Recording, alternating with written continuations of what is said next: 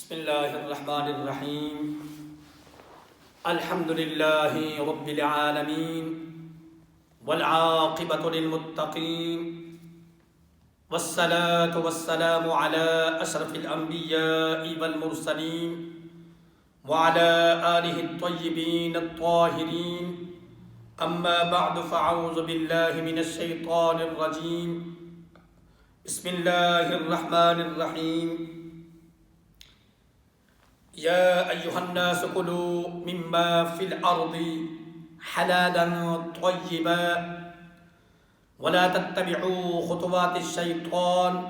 انہ لکم عدو مبین آمنت باللہ صدق اللہ العظیم وصدق رسولہ النبی الکریم الامین ونحن على ذلك من الشاهدين والشاكرين والحمد لله رب العالمين. قال الله تبارك وتعالى في القرآن المجيد والفرقان الحميد إن الله وملائكته يصلون على النبي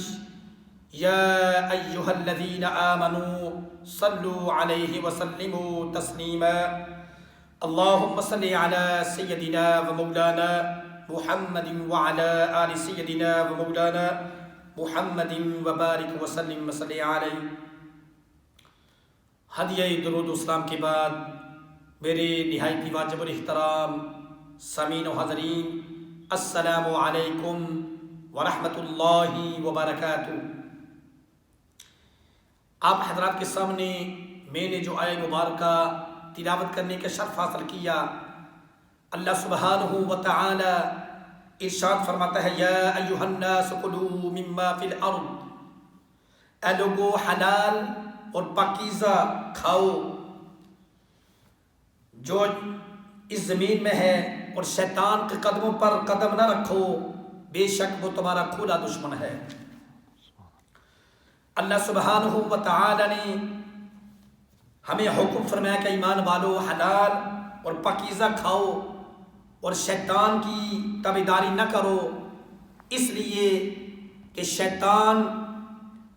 لوگوں کے سامنے برائی کو مزین کر کے پیش کرتا ہے، حرام کو حلال اور حلال کو حرام کہتا ہے، اور اس کی نسبت اللہ سبحانہ و تعالی کی طرف کرتا ہے. اس آیت مبارکہ میں اللہ سبحانہ و تعالی نے ہمیں ارشاد فرمایا کہ ایمان والو حلال اور پاکیزہ کھاؤ، اور پھر اللہ سبحانہ و تعالی کا شکر ادا کرو. یعنی حلال اور طیب کھانے کے بعد اللہ سبحانہ و تعالی کا شکر کرو، اس کی بندگی کرو، اس کے حضور اپنی جبین نیاز جھکاؤ، نیک عمل کرو. اور رزق حلال کے بعد عمل صالحہ کا ذکر فرمایا،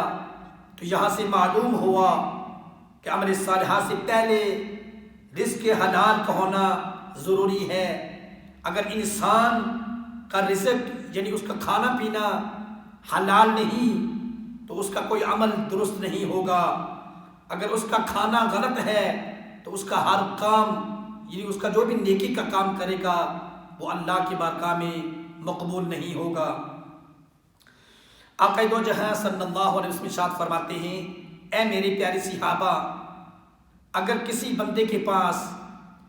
9 درہم اس کے اپنے ہوں اور 1 درہم اس نے کسی غلط ذرائع سے اس کو حاصل کیا ہو،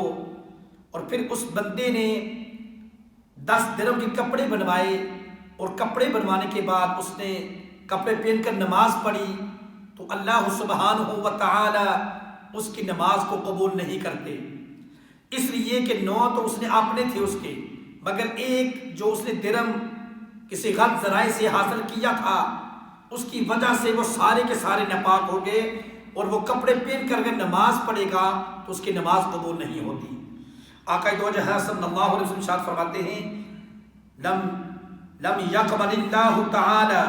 لہ صلاۃ، اللہ سبحانہ و تعالی اس بندے کی نماز قبول نہیں کرتے. تو حرام کیا ہے؟ یعنی حرام وہ پیسہ جو غلط ذرائع سے حاصل کیا ہوا ہو.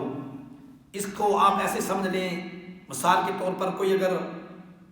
شراب کا کاروبار کرتا ہے، یہ حرام کا پیسہ ہے، ڈرگز کا پیسہ حرام ہے، کوئی جوا کھیلتا ہے، جوے کا پیسہ حرام، سود کا کاروبار کرتا ہے، سود کا پیسہ حرام، کسی کو زمین کو غصب کیا، اس سے جو فصل ہوگی وہ حرام، کسی سے پیسے لیے قرض واپس نہ کیا وہ کھا گیا وہ بھی حرام، کسی سے رشوت لینا اور دینا یہ حرام۔ جس طرح ہمارے ملک پاکستان کے اندر کوئی ایسا ادارہ نہیں جہاں پر آپ رشوت دے کر آپ کا کام ہوگا، یہ سب کچھ حرام ہے۔ اسی طرح آقا علیہ الصلوۃ والسلام نے ارشاد فرمایا، کسی بھی غلط ذرائع سے اس پیسے کو حاصل کر کے اگر کوئی بندہ کپڑے بنواتا ہے تو پہن کر نماز پڑھتا ہے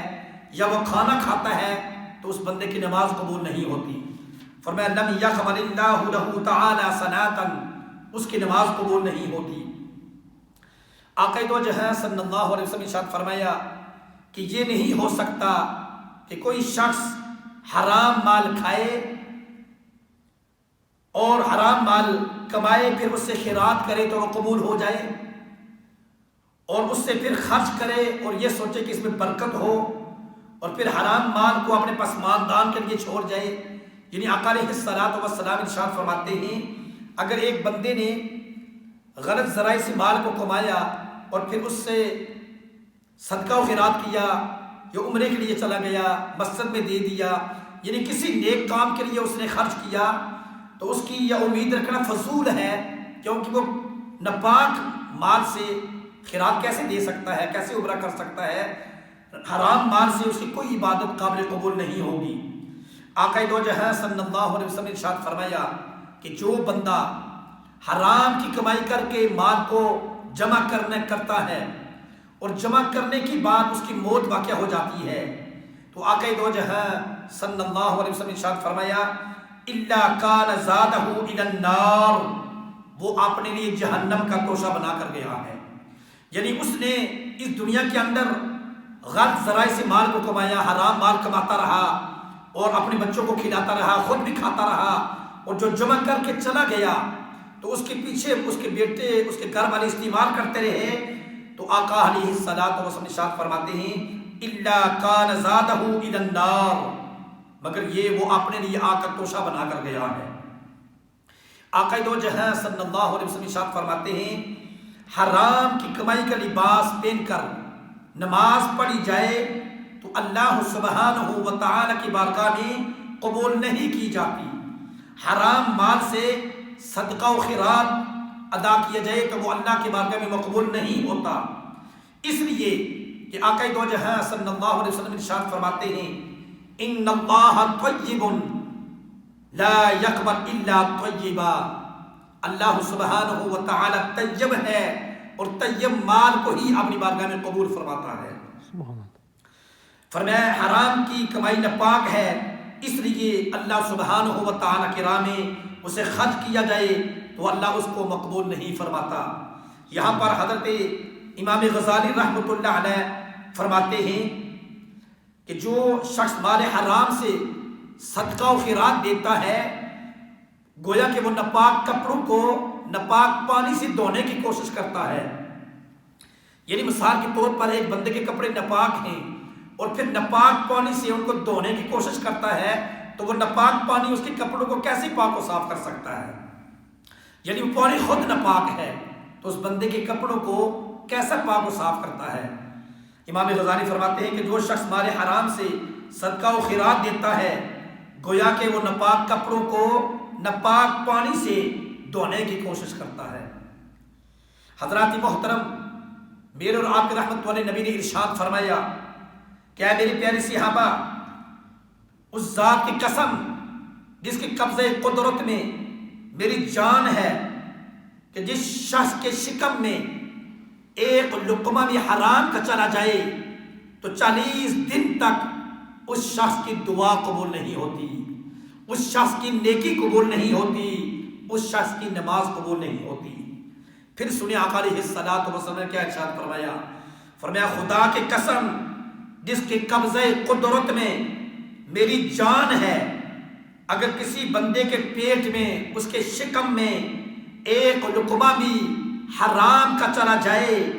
تو 40 دن تک اس شخص کی دعا قبول نہیں ہوتی، اس کی نماز قبول نہیں ہوتی، اس کی کوئی نیکی قبول نہیں ہوتی۔ تو حضرات محترم، جن کا سارا سر سے لے کر پاؤں تک سارا کھانا پینا اٹھنا بیٹھنا حرام ہے، پھر ان کی دعا کیسے قبول ہو سکتی ہے؟ ان کی نیکی اور نماز کیسے قبول ہو سکتی ہے؟ سیدنا ابو بکر صدیق رضی اللہ تعالی عنہ اس حدیث کے راوی ہیں، فرماتے ہیں آقا دو جہاں صلی اللہ تعالی علیہ وسلم نے ارشاد فرمایا لا يدخل الجنۃ جسد غزی بالحرام۔ سیدنا صدیق اکبر اس حدیث کے راوی ہیں،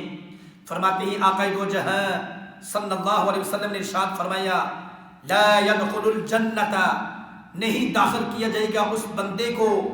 جسد غزی بالحرام، جس کا کھانا پینا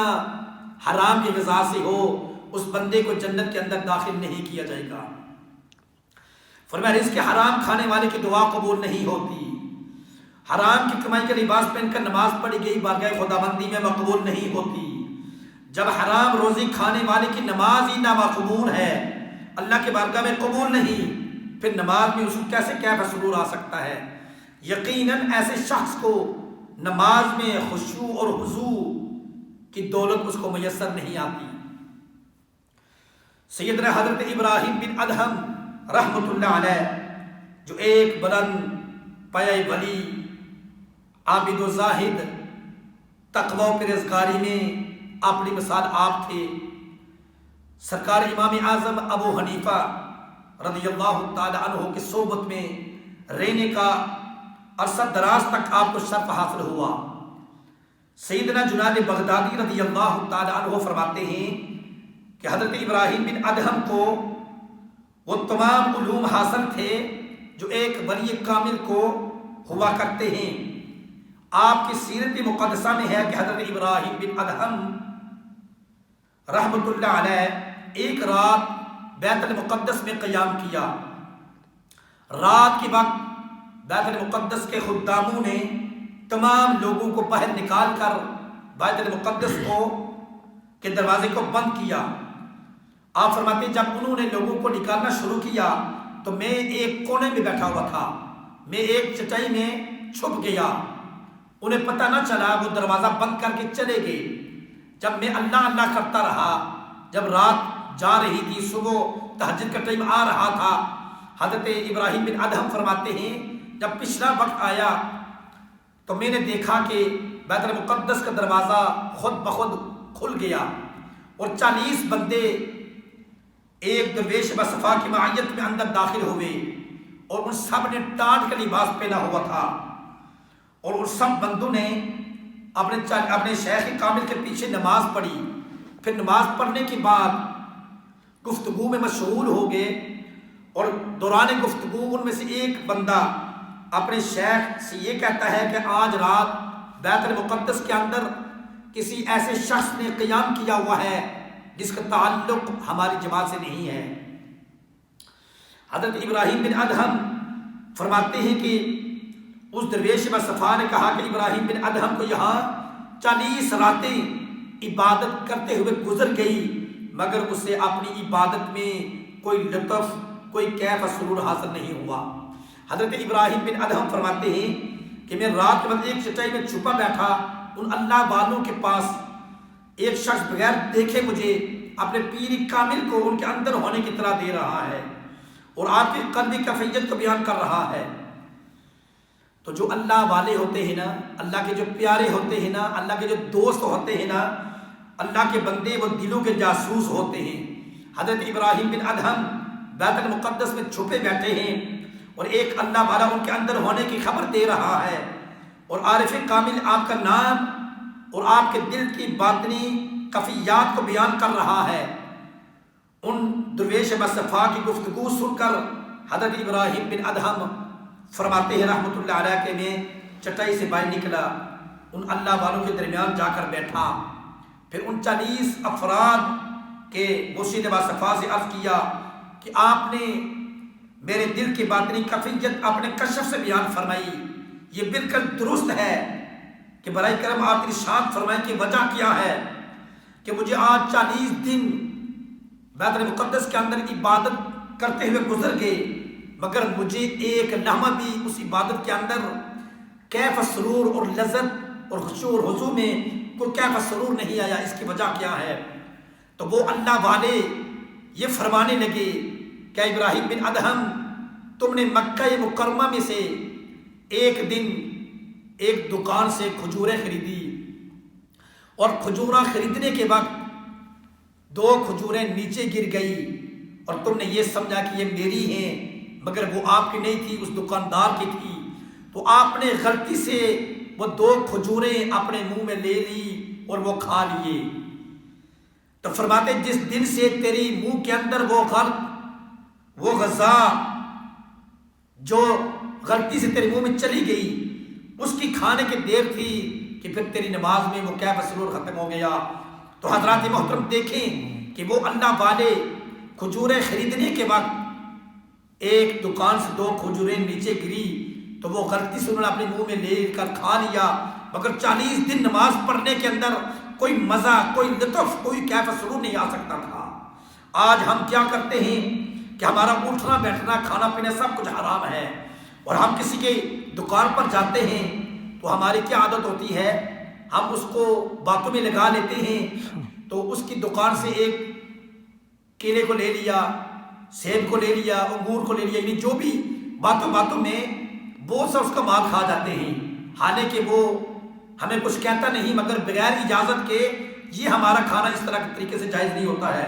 تو 2 کھجوریں کسی دوسرے کی غلطی کے سبب کھا لینے سے ولی کامل حضرت ابراہیم بن ادہم کی نماز کا لطف جاتا رہا۔ تو ان لوگوں کو نماز میں کیسے کیف سرور آ سکتا ہے جن کی ساری روزی ناجائز ذریعے سے حاصل کی گئی ہو۔ حضرت مولانا روم رحمۃ اللہ علیہ فرماتے ہیں، اے بندہ خدا، رزق حلال کھانے کے بعد اگر تیرے دل میں علم و حکمت اور عشق کی نرمی پیدا ہو، اللہ اور اس کے رسول کی محبت پیدا ہو، تو یہ سمجھ لے کہ یہ تیرا کھانا حلال ہے۔ اگر کھانا کھانے کے بعد تیرا نفس امارہ تجھ پر غلبہ حاصل کرتا ہے اور تیرے دل میں حسد اور اللہ کے ذکر سے دوری ہے، غفلت ہے، تو پھر سمجھ لے کہ تیرا رزق حلال نہیں حرام ہے۔ اور پھر فرماتے ہیں کہ حرام کی کمائی کی کھانے والے کو اس کے گھر میں کبھی سکون حاصل نہیں ہوتا، اس بندے کو کبھی سکون حاصل نہیں ہو سکتا جس کا کھانا پینا حرام کی کمائی سے ہو۔ اور پھر حضرت مولانا روم رحمۃ اللہ علیہ فرماتے ہیں کہ جو شخص اپنی اولاد کے حرام کے مال سے پرورش کرتا ہے اور پھر یہ تمنا کرتا ہے کہ میری اولاد نیک ہو جائے، میری اولاد میری فرمانبردار ہو جائے، تو یہ تمنا کرنا فضول ہے۔ اس لیے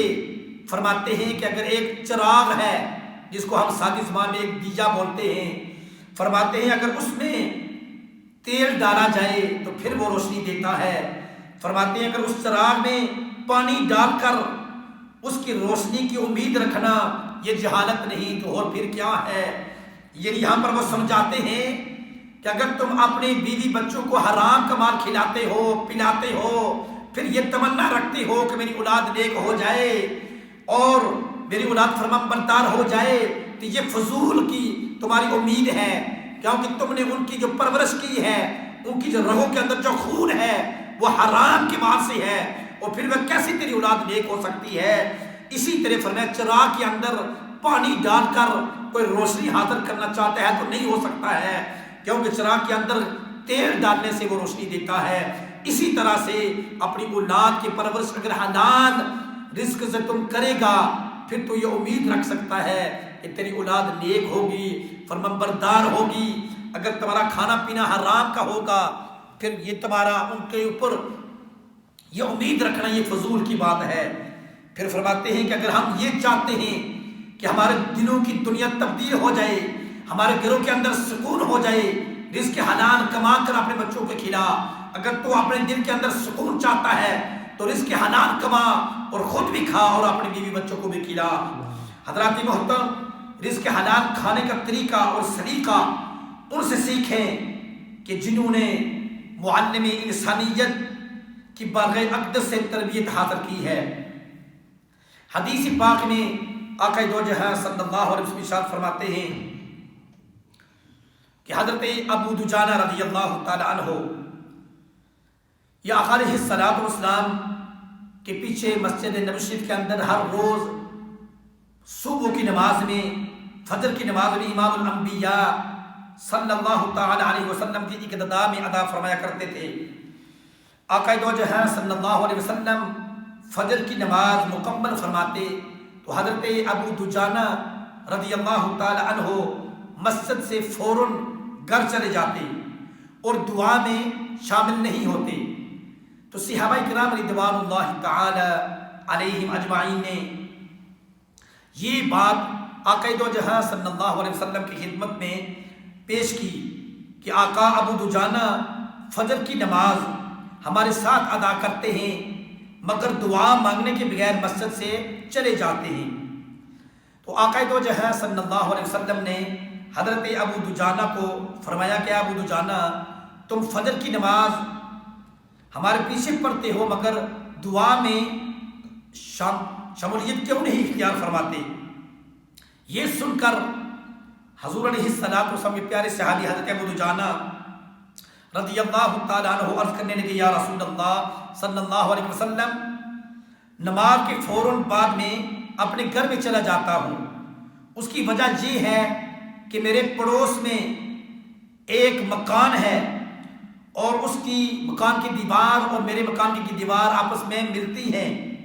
اور اس کے صحن میں کھجور کا ایک درخت ہے اور کھجور کا ایک درخت ہے جو میرے مکان کی دیوار کے بالکل قریب ہے، اس کے ٹہنیاں میرے صحن کے اندر آتی ہیں، آج کل اس کا پھل پکا ہوا ہے اور مدینہ منورہ کی رات میں جب ہوا چلتی ہے تو اس درخت کی کھجوریں میرے صحن میں آ کر گرتی ہیں اور میں نماز فجر ادا کرنے کے بعد اس لیے جلدی گھر میں چلا جاتا ہوں تاکہ میرے بچے بیدار ہونے سے پہلے میں وہ جو کھجوریں میرے صحن میں گری ہیں وہ اٹھا کر میں اپنے پڑوسی جو میرا اس کا مالک ہے کھجوروں کا اس کے حوالے کر دوں تاکہ میرا بیٹا کوئی اٹھا کر اس کو اپنے منہ میں لے نہ لے، کیونکہ وہ ہمارے لیے جائز نہیں، وہ دوسرے بندے کی کھجوریں ہیں۔ آقا دو جہاں صلی اللہ علیہ وسلم نے جب اپنے پیارے صحابی کی تقوی والی گفتگو سنی تو آپ نے بڑے ہوش میں مسکرائے اور فرمایا کہ اپنے اس پڑوسی کو بلاؤ۔ جب اس کو بلایا گیا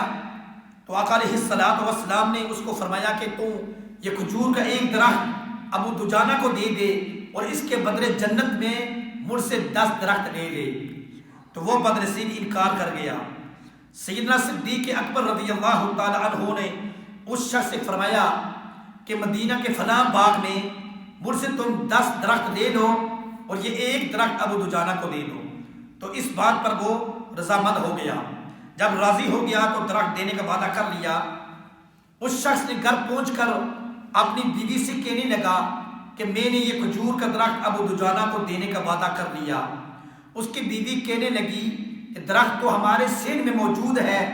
مگر تم کیسے ان کو دو گے؟ چنانچہ بات کیا ہوئی، وہ سو گئے جب رات کو، جب صبح ہوئی تو کیا دیکھتے ہیں کہ وہ کھجور کا درخت ابو دجانہ کے صحن میں لگا ہوا ہے۔ حضرات محترم، آقا دو جہاں صلی اللہ علیہ وسلم کی منشا اور رضا یہ تھی کہ یہ درخت ابو دجانہ کے صحن میں آ جائے۔ درخت کو بھی پتا تھا کہ کملی والی آقا کی رضا کیا ہے، کملی والی آقا کیا چاہتے ہیں، ان کا اشارہ میری طرف ہے۔ اور درخت جب رات سو کے سارے تو اس پڑوسی سے درخت اللہ کے حکم سے اور نبی پاک کے اشارے سے وہ صبح جب ہوئی تو ابو دجانہ کے صحن میں لگا ہوا تھا۔ حضرات محترم، صحابی کا عمل دیکھو کہ وہ اپنے بچوں کی روزی میں کس قدر احتیاط فرماتے تھے۔ آج ہمارے بچے بھی ہیں، وہ ان روڈوں کے اوپر کیا کرتے ہیں آپ تمام حضرات کو بخوبی معلوم ہے۔ حدیث پاک میں آقا علیہ الصلوۃ والسلام فرماتے ہیں طلب کسب حلال فریدۃ بعد الفریدہ، فرمایا حلال کمائی کی تلاش کے بعد ایک فرض کے بعد دوسرا فرض ہے۔ یعنی آقا دو جہاں صلی اللہ تعالی علیہ وسلم ارشاد فرماتے ہیں کہ نماز، روزہ، ہر زکوٰۃ کی فرضیت کی ادائیگی کے بعد رزق حلال کا تلاش یہ دوسرا بڑا فرض ہے۔ اگر کسی بندے کا کھانا پینا حرام ہے تو وہ پیسہ لے کر حج کرنے کے لیے گیا یا عمرہ کرنے کے لیے گیا، اس کا کوئی حج کوئی عمرہ نہیں۔ اگر وہ زکوٰۃ ادا کرے کوئی زکوٰۃ نہیں، مسجد کی خدمت کرے کوئی اس کو ثواب کوئی اس کو نفع حاصل نہیں ہوگا، اس لیے کہ وہ جو مال دے رہا ہے وہ ناپاک مال ہے۔ ناپاک مال کیسے اللہ کی بارگاہ میں قبول ہو سکتا ہے؟ آقا دو جہاں صلی اللہ علیہ وسلم ارشاد فرماتے ہیں کہ ایک صحابی جن کا نام سعد بن ابی وقاص رضی اللہ تعالی عنہ آقا علیہ الصلوۃ والسلام کی خدمت میں عرض کرتے ہیں، یا رسول اللہ صلی اللہ علیہ وسلم، آپ اللہ رب العزت کے بارگاہ میں میرے لیے دعا فرمائیں کہ اللہ سبحانہ و تعالی مجھے مستجاب الدعوات بنا دے، میری ہر دعا قبول ہو۔ تو میرے اور آپ کے رحمت والے نبی نے ارشاد فرمایا کہ ہر دعا کو شرف قبول سے نوازے۔ فرمایا تم اپنے اوپر لقمہ حلال اپنے اوپر لازم کر لو، تم مستجاب الدعوات بن جاؤ گی۔ حضرات محترم، رزق حلال رزق سے دل میں نور آتا ہے، دعا میں قبولیت آتی ہے، ذکر اذکار میں دل کو راحت ملتی ہے، عبادت میں کیف و سرور آتا ہے، انسان ذہنی طور پر مطمئن رہتا ہے، دنیا میں فرحت اور آخرت میں جنت کا حقدار بنتا ہے۔ تو حضرات محترم، آپ نے دیکھا ہوگا کہ جن بندوں کا رزق حلال، ان کا کھانا پینا حلال نہیں ہے، ان کے گھروں میں آپ دیکھیں ان کے گھروں میں کوئی سکون نہیں ہے، ان کی زندگی میں کوئی سکون نہیں ہے، لڑائی جھگڑا ہے، سب کچھ ہے۔ یہ سارا کچھ ہماری اپنی کرتوتوں کی وجہ سے ہوتا ہے۔ حضرات محترم، صرف بندے کے نصیب میں 2 روٹی ہوتی ہیں، اگر سوکھی ہو پھر بھی تو اس لیے اپنی زندگی کو غنیمت سمجھ کر حلال رزق کھائیں اور حلال رزق کمائیں اور اپنے بچوں کو بھی کھلائیں، حرام سے اجتناب کریں۔ یہی حرام مال کھانے کی وجہ سے کل قبر کے اندر ہمیں عذاب ہوگا۔ نہ اس کی حرام مال کمانے سے کتنے نقصان ہوتے ہیں، اس سے نہ ہم حج کر سکتے ہیں، نہ عمرہ کر سکتے ہیں، نہ زکوٰۃ دے سکتے ہیں، نہ مسجد کی خدمت کر سکتے ہیں، نہ کسی غریب مسکین کی خدمت کر سکتے ہیں۔ یعنی اس پیسے کا ہمیں کیا فائدہ جو اللہ کے کسی نیک کام پر ہم نہیں دے سکتے، کیونکہ وہ ناپاک اور حرام مال ہے۔ تو ایسے مال سے ہمیں اجتناب کرنا چاہیے اور دعا کیجیے اللہ رب العزت ہمیں اس ماہ مقدس میں